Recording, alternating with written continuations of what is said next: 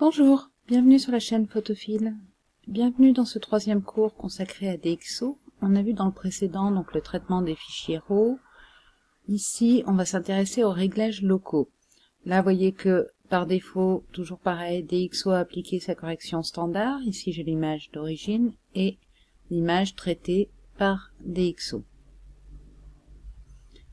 Alors, dans le traitement RAW, tout ce qu'on faisait concernait l'ensemble de l'image, quand on utilisait ces curseurs.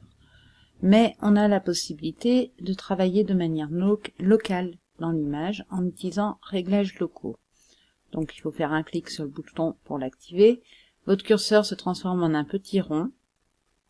Alors vous allez voir qu'il faut être un petit peu vigilant quand vous l'utilisez, parce que sinon vous risquez de ne pas faire forcément ce que vous souhaitez. Donc ici par exemple je vais mettre une première zone de correction pour traiter cette partie très sombre encore de l'image. Je fais un clic donc ici, il me définit un cercle et je peux agrandir ou diminuer par clic et glisser la largeur de ce cercle. Et ici vous allez avoir accès à plusieurs paramètres, des paramètres qui concernent donc la lumière, c'est ce premier bouton, des paramètres qui concernent la couleur, et des paramètres qui concernent les détails, donc principalement le flou, enfin la gestion de la netteté et le flou. Ici, on va revenir donc dans lumière. Je veux donc éclaircir. Alors ici, vous voyez, vous avez plusieurs colonnes. Exposition, contraste, il vous détaille en fait micro-contraste, il vous détaille au survol. Donc passez tranquillement votre souris sur chaque bande pour savoir à quoi elles correspondent. Là, j'ai trouvé par exemple la zone ombre. Et je vais éclaircir un petit peu. Alors je vais exagérer énormément l'effet, simplement pour qu'à l'écran, vous voyez la différence. Donc là, par exemple, on voit que l'effet s'est appliqué uniquement sur cette zone-là. Si je passe en plein écran, voilà, on a récupéré en fait de la matière dans cette zone qui était très sombre, mais ça n'a touché en rien les autres zones. Je réaffiche les réglages locaux ici. Je vais retrouver donc mon premier point. Vous voyez qu'actuellement ce point n'est plus sélectionné. Alors ça c'est une petite chose à laquelle il faut faire attention dans DxO, c'est-à-dire que ici, si le point est bleu, il est actif. Si tant que j'ai un point actif comme ça, un point de contrôle actif, je clique ailleurs, je vais en fait créer un deuxième point, mais qui est associé au premier, c'est-à-dire que tout ce que je vais faire se fera non seulement sur cette zone-là, mais aussi sur cette zone-là.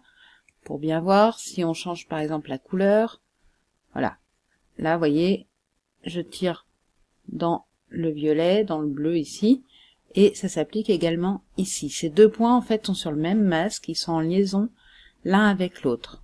Si je veux supprimer un point, je vais cliquer sur le point et appuyer sur la touche sucre.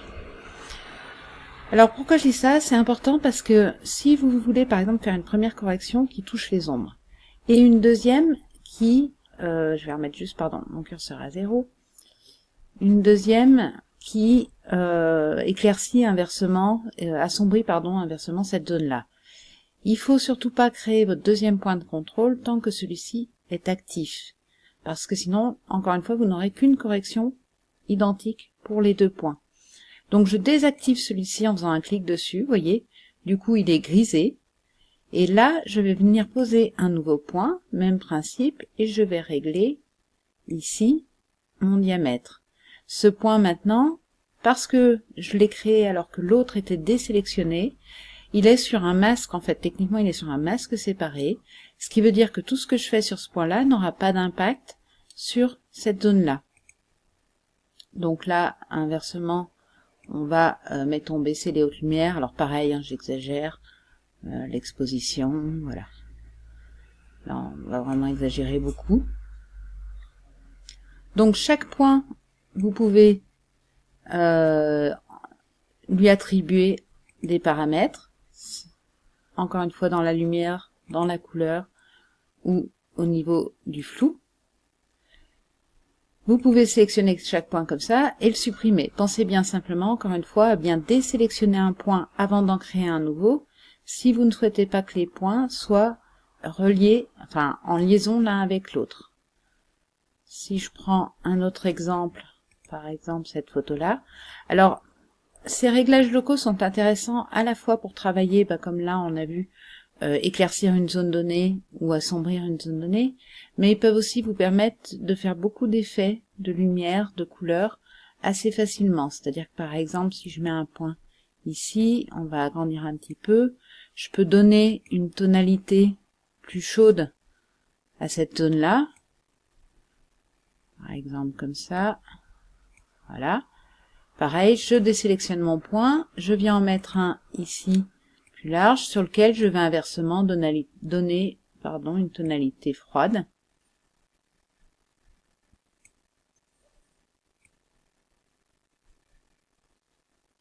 Voilà.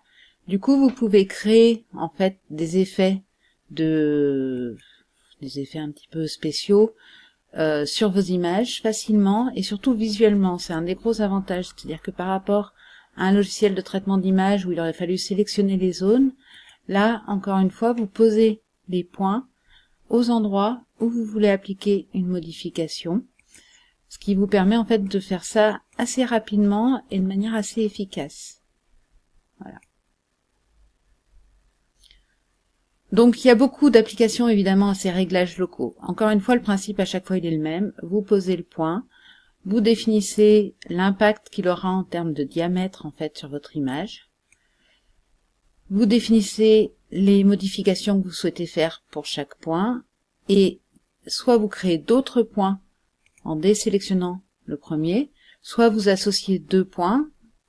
Dans ces cas-là, vous aurez l'effet qui s'appliquera à deux endroits différents de votre image.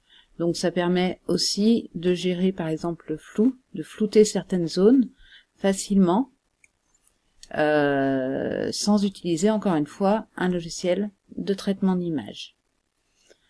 Voilà, j'espère que ce cours vous aura plu. Je vous dis à très bientôt pour la suite, toujours sur la chaîne de Photophile. À bientôt.